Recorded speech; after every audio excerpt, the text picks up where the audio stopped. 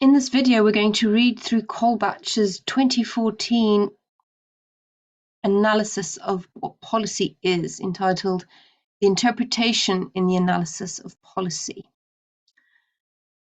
And we're going to just read through the text together and unpack any difficult paragraphs or confusing words or meanings in order to assist students to understand the text. So this is, immediately you should notice, a symposium rather than a peer-reviewed article submission. And so it'll have a slightly different genre and a slightly different voice to perhaps a piece of publication text that is peer-reviewed or aimed at presenting a particular conceptual or empirical study. But let's read what Colebatch has to tell us about interpretation in the analysis of policy. They argue, in the abstract, that interpretation is a critical element, both in the analysis and the accomplishment of governing. And taking an interpretive approach to policy should not be seen as a methodological option for consenting adults, but as an integral element of political analysis. So Colebatch is off the bat saying straight away, don't see interpretation as an additional add-on or a luxury or a yes you can if you want to. They're arguing that all political analysis, all policy analysis fundamentally involves some form of interpretation, and that you need to recognize this and reckon with it. They continue, understanding governing, whether by practitioners or analysts, raises questions about the shared meaning which makes action valid and makes a reality of the government. This calls for attention to the ways in which this is done, and how this interpretive construction has been recognized in political science and other social sciences in Australia and elsewhere, and for a consideration of what this means for political scientists' agenda of inquiry. All right, so here we're not talking about exclusively education policy, but policy in general. What is it that we are doing when we make policy? What sorts of social effects and social objects or strange entities are these things we call policies? How are they made? How are they used? What do they do? And how are we to understand them? Colebatch is arguing that interpretation is a fundamental aspect of all of that. It has long been recognized, Colebatch writes, both by participants and observers, that interpretation is a fundamental element of both governing and the analysis of governing. People, quote unquote, make sense of situations in which they find themselves, and they do this with concepts and understandings which seem appropriate. To refer to, quote unquote, the government is to invoke a shared interpretation of how social practice is ordered and why this ordering is appropriate. This involves shared understandings amongst practitioners about the appropriate people and practices for addressing matters of collective concern, and complementary, although distinct, shared perceptions by the governed. It also involves the shared discourse among the observers, scholars, journalists, and public commentators, which reflects and reinforces the practices and perceptions of both practitioners and the ruled. This discourse tells us how to think about governing and what to look for. So giving attention to interpretation is not an option, either for practitioners or observers, but an essential element of a good understanding of governing. This has been reflected in the academic recognition of what is called, quote, interpretive policy analysis, end quote. But it is not that there may be occasions when interpretive approach may be useful. It is an essential element in any analysis.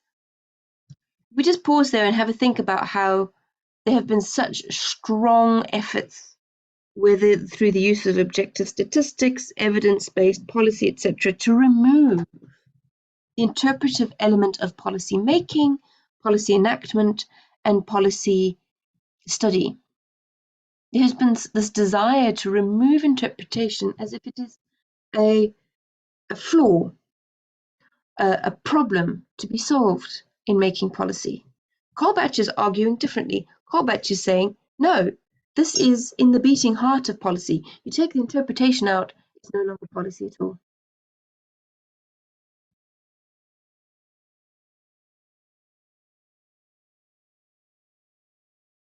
The dominant discourse. The dominant discourse about governing, both in practice and in contemporary political science, sees it as a process of official problem solving. It is about actors called governments who recognise problems and choose courses of action to address these problems. These choices constitute what is called policy or public policy, and they are the work of policymakers. This, as we shall see, is a way of talking rather than an explicit analysis. It rests on an interpretation which is implicit in the language that practitioners and commentators like political scientists use. It is a version of our own self-image writ large. We see ourselves as individuals as rational utility maximizers, justifying our actions, if this is necessary, which is not usually the case, in terms of the likely outcomes and our hierarchy of preferences. And this so-called official problem-solving framework translates this into collective terms. The so-called policymakers act to achieve these preferred outcomes for the polity as a whole. So polity being the political entity, whether that is the nation state and its citizens, or a community over whom the policies preside with jurisdiction, etc. And in this case, Colebatch is using the term practitioners to refer to policymakers. Now, one of the useful texts which we'll add as an additional text to this week's readings is Carol Butchie's What is the Problem? Way of thinking about policy, which is an analysis approach that examines policy making as the political act of framing what is a problem at all. And whoever gets to decide what constitutes a problem is incredibly influential in setting the whole tone and stage on which policy debates can even be had. So this way of thinking about policy as a problem-solving approach suggests that what problems are is agreed, and that they sort of come from outside of ourselves, that problems manifest externally to the people who witness them, observe them, and decide to solve them, rather than that problems are a particular way of looking at the world, and that is necessarily dependent on who's doing the looking. Colebatch continues. Last sentence on page 349. This perspective has its apotheosis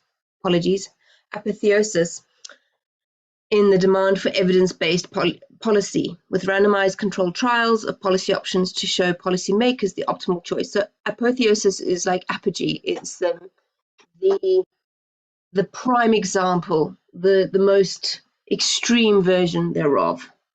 So this perspective of trying to fix problems and finding some rational way of deciding between different solutions to those problems based on certain desirable outcomes is its most extreme form and most obvious form in this approach called evidence-based policy. Colebatch continues, the question for this, quote, official problem-solving interpretive framework has always been how to relate it to the interactive and contested practice of governing. In the seminar room, the government or the state can be seen as an actor with knowledge, preferences, volition, and the capacity to choose. This can be related to constitutional formulations and institutional rituals like cabinet meetings and decisions, budgets and ministerial statements, all of which can be taken as the choices of the government. In practice, government is made up of overlapping institutional forms, often rivals for attention and resources, tectonic plates colliding or pulling apart, as one policy worker put it in Howard 2005. Cabinet meetings are among the locations for these structural tensions to be played out, not a place for them to be resolved. And an easy reference to the, quote, modern bureaucratic state does not sit easily with empirical evidence of the extent to which official action is accomplished by the involvement of non-bureaucratic actors, quote, camped permanently around each source of problems, end quote, from Davies, 1964. And there's no better example of exactly this playing out in the United Kingdom right now as I record this for you in November of 2023, then if you were to watch some of the hearings around the WhatsApp conversations happening in Boris Johnson's government at the time of the COVID lockdowns in 2020, just the transcriptions of the debates, the backstabbing, the alliance building, the real politic in the interview with Dominic Cummings, who was in Boris Johnson's cabinet at the time, gives you a very, very raw insight into how this supposedly bureaucratic, technocratic government that just solves problems objectively and rationally is anything but. Let's keep reading from Colebatch. They continue. There's also the question of how researchers' frameworks relate to those of the participants. Those involved in governing use the language of instrumental choice as part of their practice, but when they talk about the experience of governing, usually in retrospect, they tend to give accounts of a relatively unstructured flow of action, marked by diversity of agendas, context, and the ambiguity of outcomes, rather than the successive solution of problems by official action. Academic researchers and other observers recognize this experience and are faced with the disparity between these accounts and the model of structured instrumental choice. And this is likely to be even more of a problem with those trained in the instrumental models. Instrumental models would include people like development studies, economics, and these sorts of more rational approaches to thinking about policy. Radin found that American policy analysts had to grapple with the disjunction between what they had been taught and what they had found to be effective. He wrote, quote, in 2000, there seems to be a disconnect between the analyst's perception of self-worth, often drawn from the rational actor model, and the real contribution that the individual makes in the nooks and crannies of the policy process. They seem to need a language to describe what they do and to convince themselves, as well as others, that they contribute to the process. End quote. So both actors and observers draw in various ways on multiple modes of interpretation, and we need to examine the place of interpretation in both governing and the explanation of governing. Notice in this text that Colebatch is working at two levels, both at the practice level of actually making policy and trying to enact it, as well as at the level of analysing that policy making and that policy enactment as a form of research. The next section is entitled Interpretation in Governing. And Colebatch writes, it is not difficult to see that attention to interpretation is part of the practice of governing. Even the dominant discourse about governing as official problem solving leaves questions about what is a problem and how do matters become problems to be governed. Problems emerge from the way in which people make sense of situations, and they often have more than one way of doing this. How participants understand, quote, the drug problem as a policy question is likely to reflect how they draw on different interpretations open to them, derived from professional training, institutional position, cultural values, policy experience, family situation, and other cues, and how appropriate these are in the complex interactive sense-making of governing. For instance, in addressing a policy question like teenage drug use, some participants, example from customs agencies, might see it in terms of import controls, others in terms of law enforcement. Public health people might see it in terms of harm minimization. Education officials might see it both in terms of discipline in schools and as a potential demand for more drug education in the syllabus, while others might see it in terms of anomie and empowerment. So to say that people draw on shared understandings to make sense of governing does not mean that they are shared equally, or that things make sense in the same way. The rationales for or against agreement may have to do with the merits of the issue, or with its implications for other issues, or with the continuing dynamics of the governing process, the history of alliances and antagonisms, or the implications of present action for future encounters, the so-called, quote, shadow of the future. Participants may agree on what is to be done, but give different reasons for doing it, which has been called equifinal agreement. Making sense together is a continuing activity. The outcomes may be provisional and perhaps ambiguous, but the activity itself is an integral part of the policy process, as we shall see in this chapter. This means, as Hicklow noted, that while policy can be seen in terms of decisions, it is also a process of what they call collective puzzling, as participants address themselves to matters of concern and try to find ways of talking about them which make sense to all participants. The questions to be addressed include, quote, what is the nature of the problem? Why is it a problem? Who is it a problem for? What measures might be an appropriate response?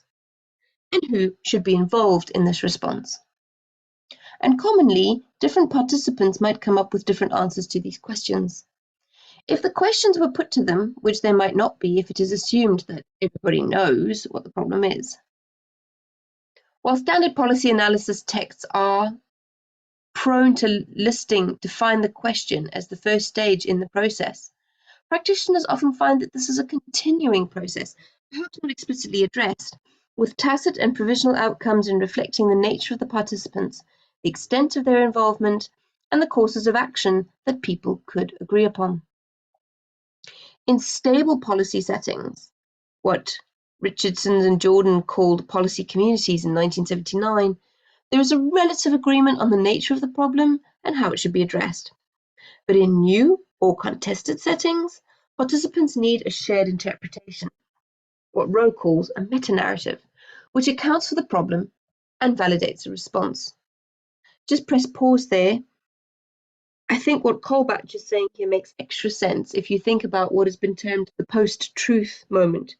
If you think about how, for example, if you follow United States politics, but the United States is not the only nation-state wrestling with this issue, you'll find there is such extreme political polarization within institutions of government that there isn't even this shared language, there isn't even this meta-narrative on which differing and dissenting policymakers can agree as a starting point on which to have a debate about what is the nature of the problem and who should be involved. They're actually living in such incommensurate realities that they cannot find this shared framework of interpretation.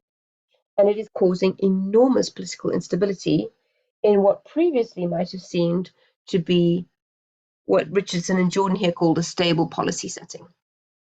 So if you're looking for an example to sort of think about in a contemporary moment to make sense of what Colebatch is saying here, the post-truth moment in the United States policy and political arena is a great example. So Colebatch continues. Constructing and maintaining a discourse in which all participants can join in is an important part of the policy process. The words used may change. Contemporary Australian policy discourse addresses the problem of quote unquote homeless youth. 50 years ago, this phrase would not have been heard, but there might have been discussion of quote runaway children. Same kids, different interpretive framework, and different implications for policy and practice. All the words may stay the same, but the interpretation changes. For example, in 1957, the federal government launched a national tobacco plan. In 2004, it launched the Australian National Tobacco Strategy. The 1957 plan was aimed at helping tobacco farmers by offering cigarette manufacturers a discount on import duty if they used a certain proportion of Australian tobacco. The 2004 document outlined a range of government actions aimed at discouraging Australians from using tobacco. Same tobacco, radically different interpretive framework. We can see then that interpretation is not simply a tool that observers may use after the event to make sense of practice. The matters that are being addressed do not arrive on the in tray of their own volition. They emerge from the problematizing activity of a diverse range of participants, inside and outside government, who are likely to draw first on an interpretation which makes the most sense to them, a note language, if you like. But experience teaches them that this does not carry as much weight with others as it does with them, and that policy work calls for a so-called lingua franca, through which the diverse participants can seek a negotiated settlement. For this reason, they need to be attentive to the interpretations that are evident in the discourses and practices of other participants. For instance, a forester will draw on her professional training, but may have become aware that her manager, aware of the orientation of the finance department, is more focused on the commercial value of the trees. Local activists are concerned about environmental values, and union representatives, along with local businesses, about the maintenance of the employment in the timber industry. This means that to be an effective participant, she has to be attentive to a range of different discourses. So participants are not simply consumers of interpretation. They are involved in shaping it. They draw attention, call for action, develop strategies, and recruit support. They may also stimulate counteraction, overt opposition, or hijacking, attaching the new issue to existing claims and practices. Participants who can expand the appeal of their claim through more inclusive interpretation are more likely to be successful. Those with a more narrowly focused interpretation, less likely. Experienced policy workers realize that there are different sorts of discourse in use, all valid in context. One about decision focused on official processes, one about involvement focused on who should participate in the process and how, and one about problematization focused on the nature of the problem and possible responses to it. See Colebatch 2009, but also Bensel 2006 for a similar argument, with illustrations from policy practice. The point here is that discourses and the interpretations which underlie them have to be appropriate to context, and practitioners have to be able to discern and mobilize the appropriate discourse. They come to know that the official problem-solving discourse is the appropriate one to use in public presentations of governing, but of marginal utility in the long process of negotiation needed to generate consent on an acceptable outcome. But both presentations of the action are needed.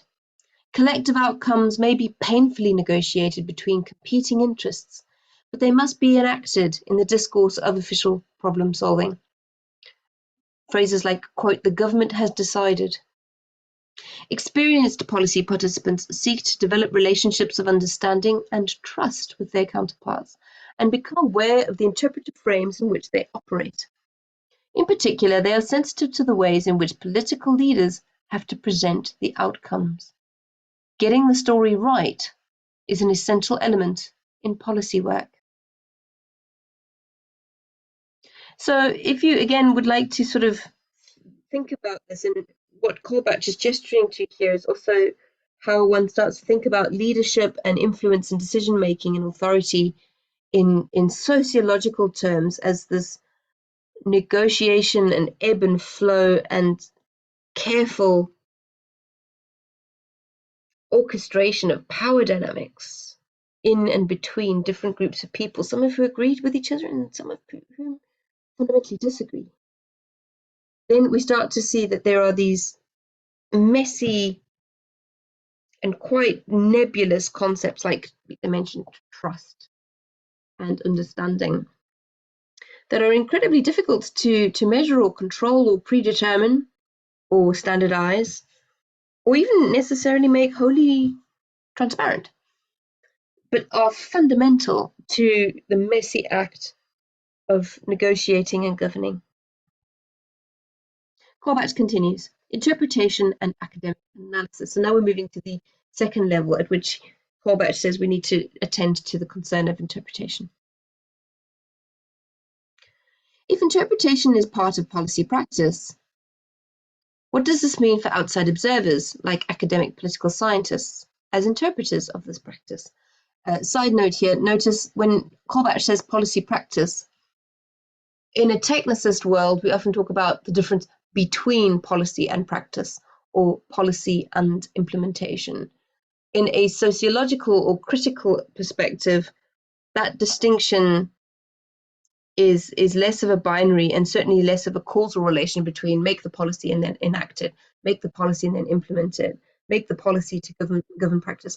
Policy is part of practice. Policy is part of society and social relations and social happenings, institutions, activities, and structures.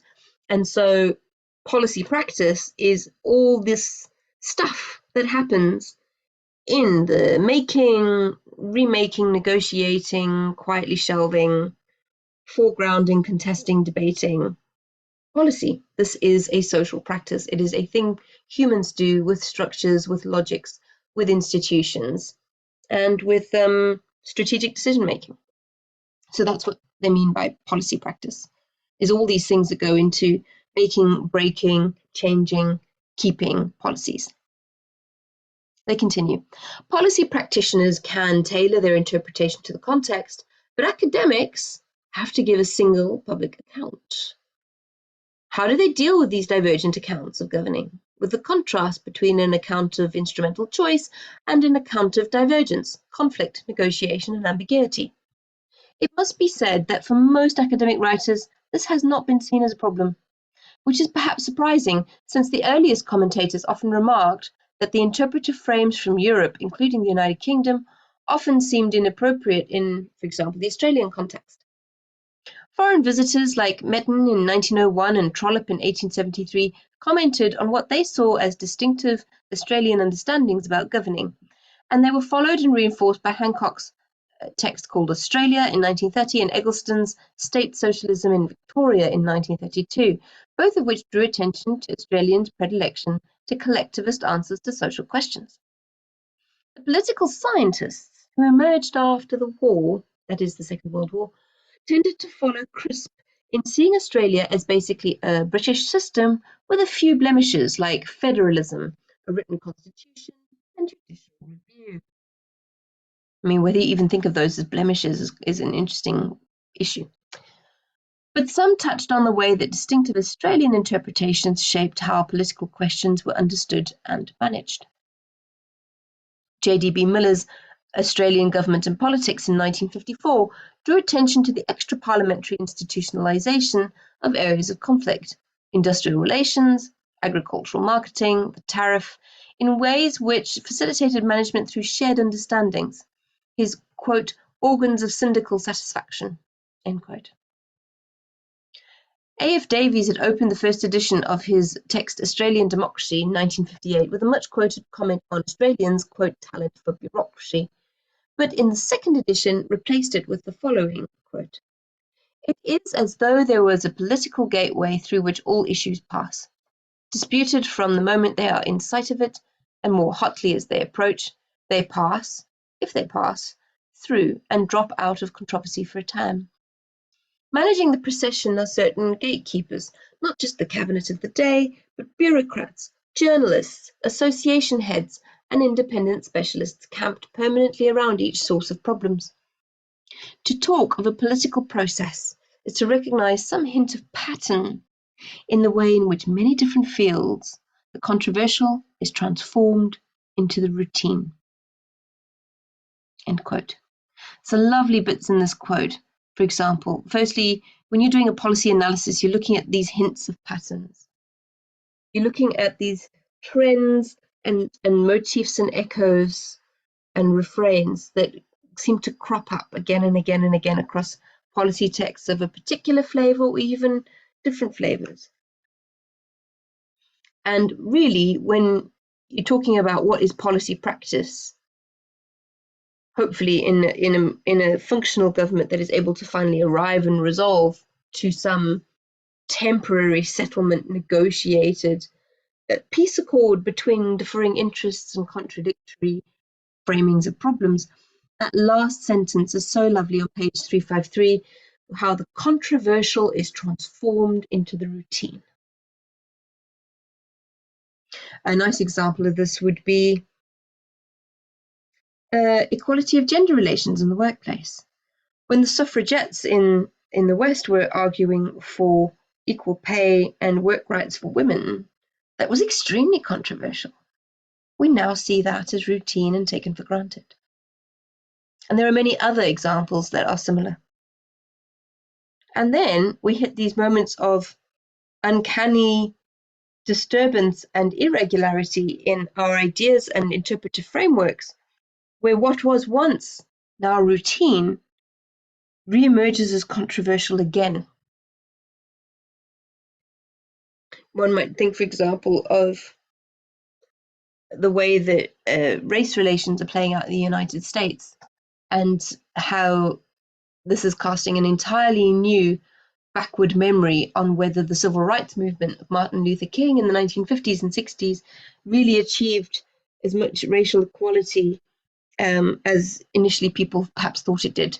So controversy transformed into routine, but then becomes controversy again when people kind of go, actually, you know what? I thought we'd resolved some of this stuff, and we really haven't. We really haven't, and the political consensus is shattered again. Let's keep reading with Colebatch. I continue. Here, Davies was pointing to the way that shared understandings about the governing of the problematic underpinned established ways of managing problems, anticipating by 15 years Richardson and Jordan's, quote, policy community, written in 1979. When Australian political scientists started to focus specifically on policy, they tended to avoid questions of interpretation, the notable exception being Colebatch, who asked, what's the problem represented to be? Most academic writers about policy have tended to embody this contradiction between instrumental choice and continuing struggle in their own work, recognizing structured conflict and negotiation while continuing to use the terminology of authority and instrumental rationality, policy objective, decisions, and policy design. They see policy as, quote, course of action by government designed to achieve certain results, end quote, that's from Bridgman and Davis, and seek to identify the goals that governments seek to achieve. At the same time, they want to discuss process, recognizing that, quote, the government consists of multiple participants and divergent agendas, and that the policy process is not one of orderly progression to a definitive outcome, but of continuing conflict and ambiguous outcomes. There are various ways in which this tension is handled in the academic literature on policy. One is a certain vagueness about who the actors are, with a distinction between authoritative office holders and bureaucratic, quote, policy advisors, disappearing into a broader group of so-called policy makers, a vague plural category which somehow blends into the government. Another is to redefine conflicted negotiation as choice. For example, Howlett and Rayner's argument that inertia, contextual change, negotiation ambiguity are all parts of, quote, policy design.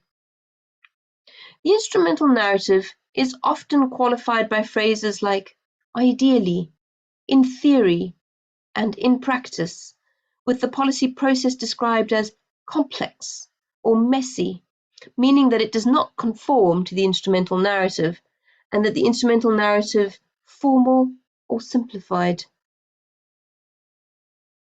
And here the problem is seen as being with the process, not with the analytical framework being applied.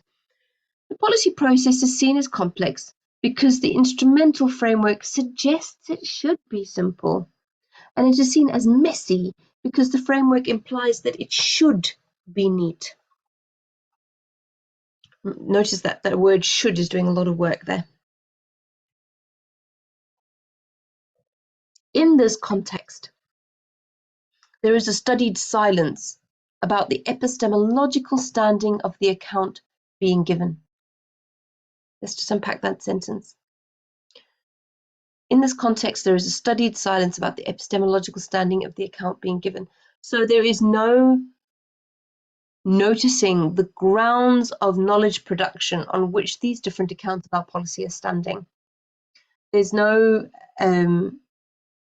explicit discussion, interrogation, unpacking of going, on what grounds are we claiming to make this knowledge? On what grounds are we making normative claims like policy should be neat? or policy processes should be simple. What sort of an epistemological approach to the world would suggest that? I'd argue an asociological one. What Archer called atomistic and naive positivist, you might recall from lecture 5.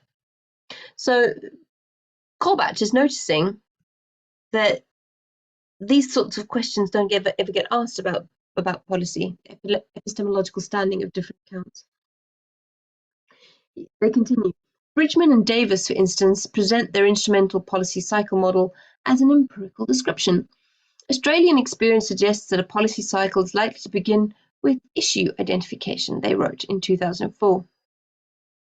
At other points, though, they concede that the world does not always allow for the careful sequential policy cycle described in the following pages, and refer to authorized instrumental choice as, quote, a deceptively simple formula. There are also claims for instrumental efficacy. They wrote, quote, a policy process that does not include everything from problem identification to implementation to evaluation has less chance of success, end quote.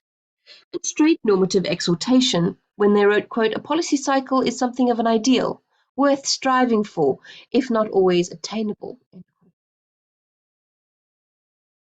This still leaves us with the question of why they choose to present a deceptively simple model rather than a more complex and informative one. Bridgman and Davis argue that there is a need for trainer wheels. Quote, a simple model helps order reality and provide some sense of direction. With time, it may seem too simple, they wrote, and can be supplanted by participants' own critical judgment. In other words, the allegedly practical knowledge of the model will be superseded by the experiential knowledge of the practitioner. This certainly is consistent with what academics find from asking practitioners about academic definitions of policy. For example, Howard, whose informant said policy workers had to understand that the policy cycle was, quote, really about theory, not about practice, and that they would learn as they went along.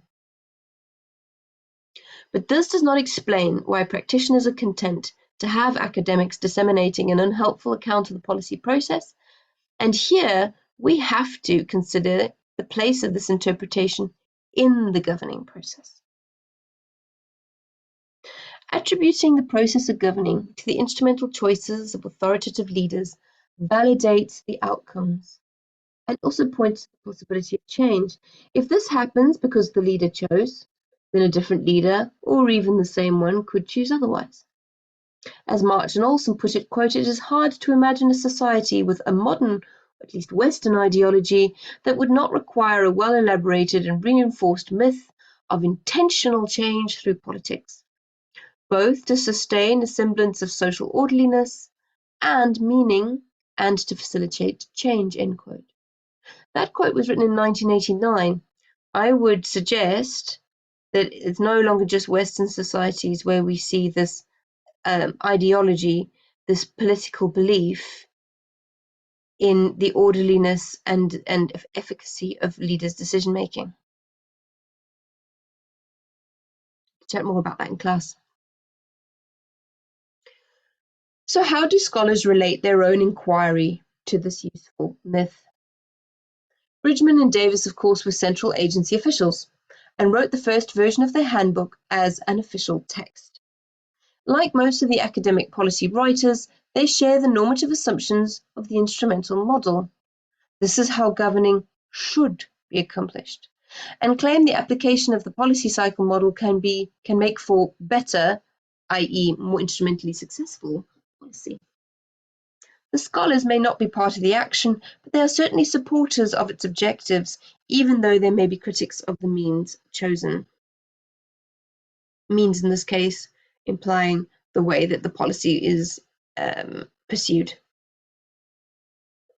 In this way, the scholars too become part of the process. As Passoff and Rowland argue, analysing government in terms of identified problems and instrumental responses is part of the performance of policy, the enactment which makes it valid. Just the economy is performed by the actions of expert commentators, actors, academic and other. This does not mean that it is unreal, merely masking real policy making, which is accomplished by negotiation and problematization. all of these are part of constituting a valid outcome. But presenting the outcome as an authoritative choice tends to mask the extent to which it is always provisional, resting on the continuing acceptance of a sufficiently shared interpretation of the nature of the concern and the appropriate response to it. This is why workers report that much of their task is getting people to work together, trying to create a shared focus among participants who are approaching the question from different and usually institutionalized directions. The concept of an authoritative decision and an instrumental purpose can be a valuable aid in their pursuit of collaboration. But scholars who are not part of the process do not have the same incentive, but they are reluctant to distance themselves from the subjects of their research. So that last sentence being there basically that this whole section is talking really about how the knowledge that scholars make about policy-making processes is itself becoming part of the policy process in that they validate certain forms of the truth and quieten down others. They are used to perform legitimacy, to be seen to be doing the work of government. This is quite a Foucauldian approach, actually, to thinking about governance and meaning making. And again, we'll unpack that more in class. So Colebatch is arguing here that interpretation is simultaneously part of policy practice and of policy studies, and that some academics who do policy studies play ball. They play along with the kinds of logics and stories that policy practitioners tell. And as a result, end up kind of blurring the line between policy practitioners and policy researchers.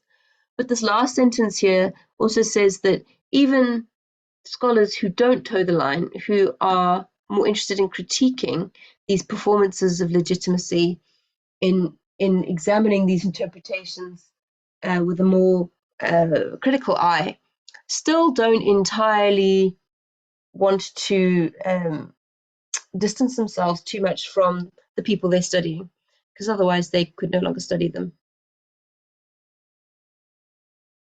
Colebatch continues, an agenda for inquiry.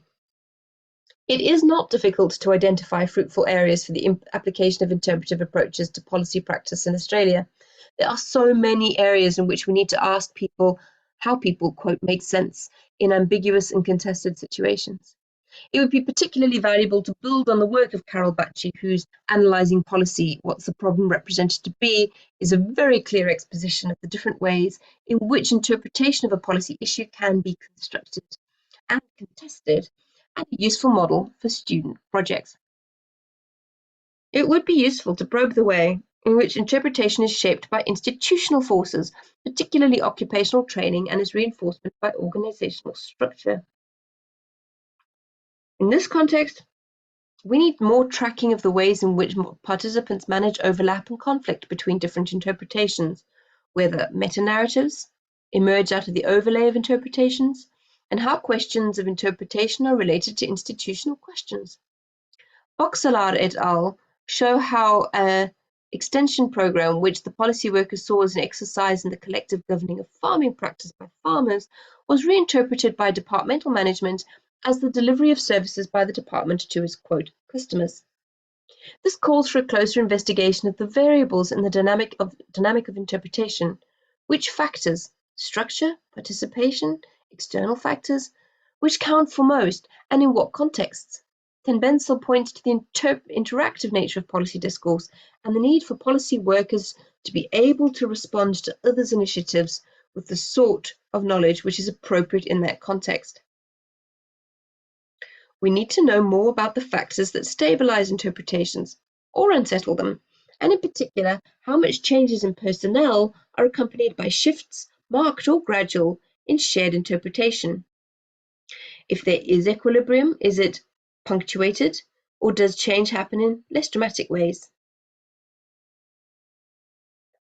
Note, punctuated equilibrium here is actually a reference to evolutionary theory, where Darwin theorized that change is not a gradual, slow process, but is actually often these periodic moments of incredibly intense and frenetic fast change interspersed with longer periods of relative quiet stability and seeming no change. That's punctuated equilibrium.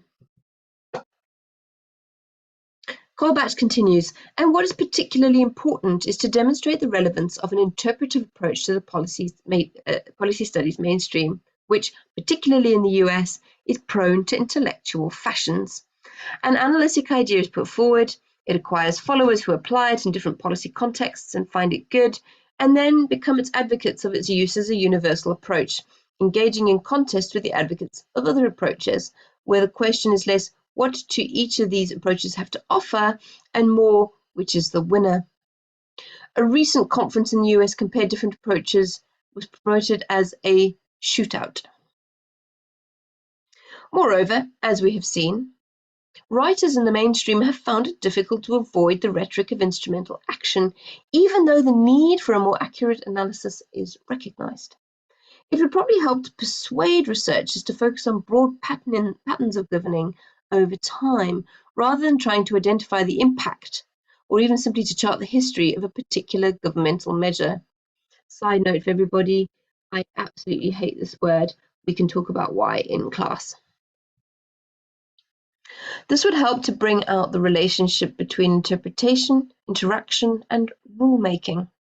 Interpretation is not simply a cognitive process, but is mobilized in interaction with other participants, making sense together, as Hoppe put it, and in relation to actual or prospective practices of governing. And it is a long-running and interactive process. New participants can join, and they may have significant resources to deploy, but to a greater or less extent, they need to enter into a continuing discourse and gain the cooperation of the established interests camped permanently around each source of problems, as Davies puts it.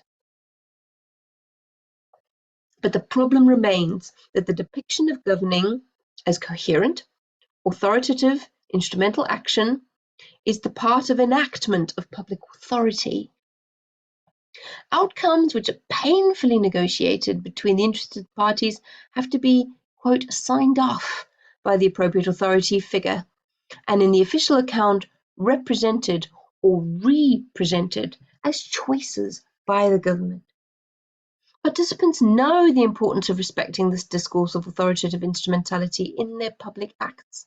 For example, they know that agreed outcomes must not be spoken of until the authority figures have signed off, at which point the negotiated outcome becomes a decision of the authority. Being able to represent the process of governing as the singular choices of authority figures is an important skill for policy practitioners. Academic writers, particularly when wanting to appear, quote, practical, tend to follow the terminology of the practitioners, and in this way reinforce the authoritative instrumental representation.